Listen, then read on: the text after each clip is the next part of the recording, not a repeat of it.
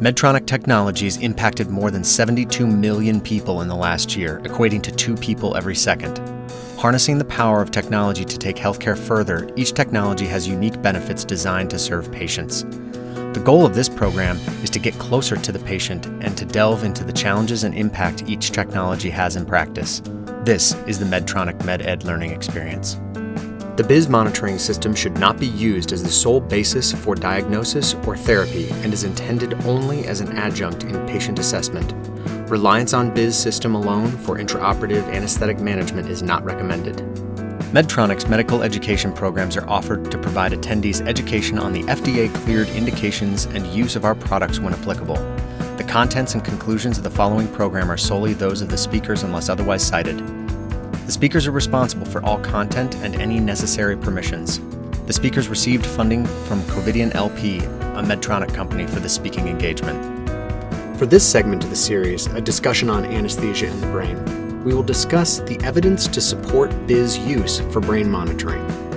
To help provide insight into this topic is Dr. Bob Thiele, Assistant Professor and Co-Director Enhanced Recovery After Surgery Program at the University of Virginia. Something else that I think that we've recently started to appreciate is the use of process EEG useful outside the OR, where you're not necessarily doing general anesthesia. And so I call this the accidental GA concept.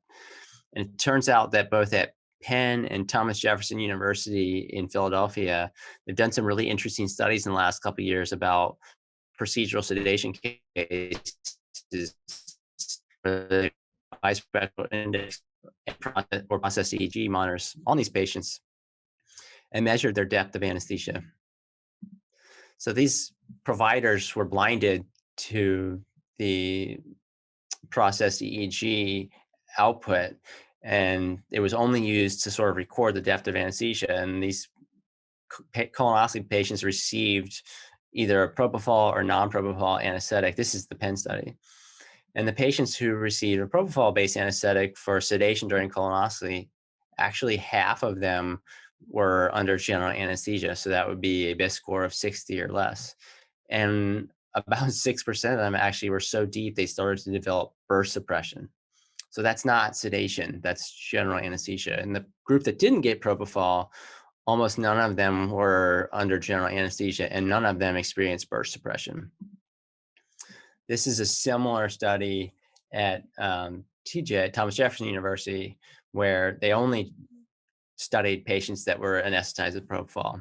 And they found that at this institution, based on their process EEG for sedation for colonoscopy using propofol, almost 100% of their patients would be classified as under general anesthesia. And almost 30% of them exhibited burst suppression, which is very deep. This is another paper done by Dr. Gan about 25 years ago, but it's still worth talking about today. It's showing what happens if you use process EEG to help you plan emergence from anesthesia.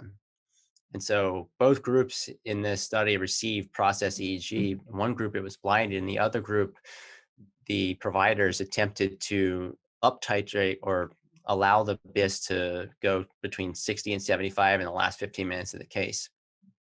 And this is really nice data presentation by Dr. Gan, because what you see on the top right is there's a physiologic difference between these groups.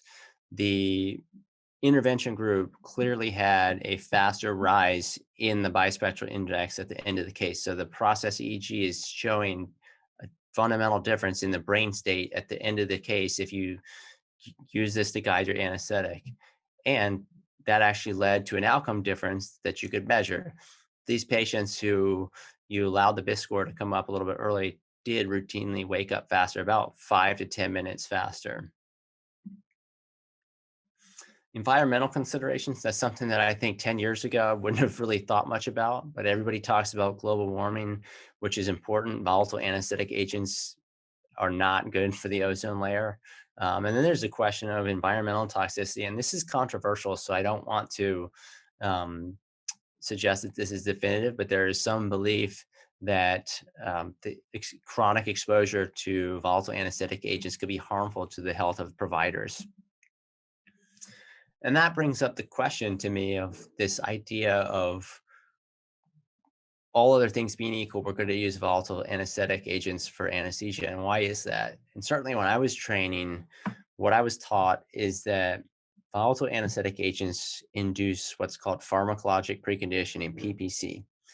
And pharmacologic preconditioning helps protect our patients against organ injury from the stress of surgery and anesthesia. So from the hypoxia and the inflammation, all those things, less strokes, less heart attacks, less kidney failure, all those things. And there are about 9,000 basic science papers looking at different types of preconditioning. But when you actually test this in humans, and this is a trial with over 5,000 patients throughout Europe, comparing them from volatile anesthetics to TIVA in cardiac surgery, there was actually no outcome difference whatsoever between the groups, which really casts a lot of doubt on the idea that volatile anesthetic agents actually produce better clinical outcomes compared to intravenous anesthetic agents. This is by far the largest study that's ever been conducted. Trumps everything else that's been, every other comparison of volatile anesthetic agents to intravenous agents. And so this is just, again, going back to Cochrane, different Cochrane meta-analysis, finding that there's a belief that also that use of propofol-based anesthetic compared to volatile anesthetic agent may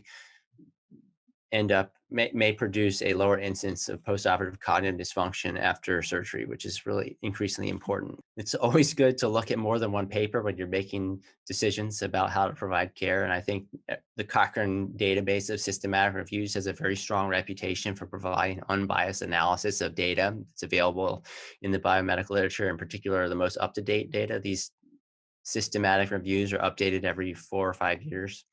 And so this is a recent, in 2019, analysis that really came to the same conclusions that our group came to, which is that BIS monitoring anesthesia may reduce the risk of intraoperative awareness in people undergoing general anesthesia, but it wasn't clear that it did that if you were comparing it to end-tidal anesthetic guided anesthesia with alarms. This analysis in the Cochrane database actually looked at other metrics other than just awareness. They looked at anesthetic dosing, which is interesting, like this idea of not only can we use process EEG to monitor the brain to prevent awareness, can we do that, use it to prevent overdosing our patients? And that's an important question as we appreciate increasingly that volatile, or not just anesthesia and surgery in general, have long-term impact on people's brains. So we don't fully understand that. But for essentially all drugs we know of have a therapeutic window, and you don't want to exceed that or be below that. So you need enough anesthesia to be under general anesthesia, unconscious, amnestic, and immobile. But you probably don't want your patients to be in complete burst suppression. And there is some data that suggests that excessive burst suppression under general anesthesia might be associated with delirium and POCD afterwards. So the meta-analysis done by Cochrane suggested that people who use process EEG to guide their anesthetic use significantly less volatile anesthetic agent if that's what they're using, and also less propofol if they're using an intravenous anesthetic. They also found faster recovery, depending on what metric you use, between 2 and 7 minutes. Please tune in next week for a new segment from this series wherever you find your podcast. This is the Medtronic MedEd Learning Experience. Thank you for listening.